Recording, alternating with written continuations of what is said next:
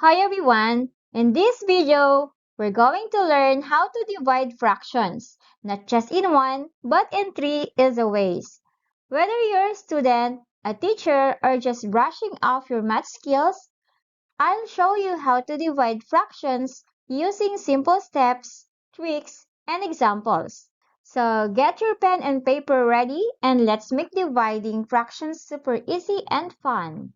And now, let's have the three easy ways on how to divide fractions. Example. We divide 11 over 9 divided by 5 over 2.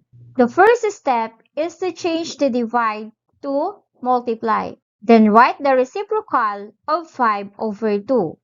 And the reciprocal of 5 over 2 is 2 over 5. Next step is to multiply their numerators. So we multiply 11 and 2. So now we have 11 times 2 is 22. The next step is multiply the denominators. 9 times 5 equals 45. So the answer is 22 over 45. That is the first way on how to solve dividing fractions. And now let's have the second way on how to divide fraction.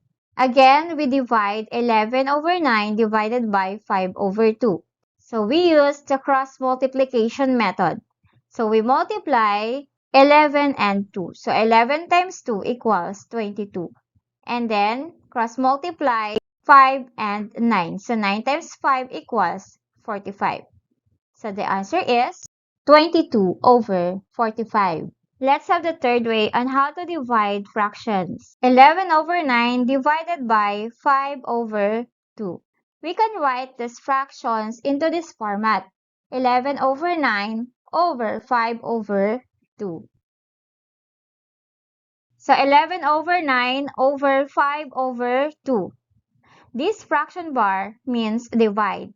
The next step is I will multiply the numerator of the first fraction and the denominator of the second fraction. So 11 times 2 equals 22. Yes, I will multiply the denominator of the first fraction and numerator of the second fraction. So 9 times 5 equals 45. So the answer is 22 over 45. And that's it. Now you know 3 simple ways to divide fractions. I hope this helped make things easier for you. If you learned something today, please don't forget to like, share, and subscribe. Thank you! And thank you for watching!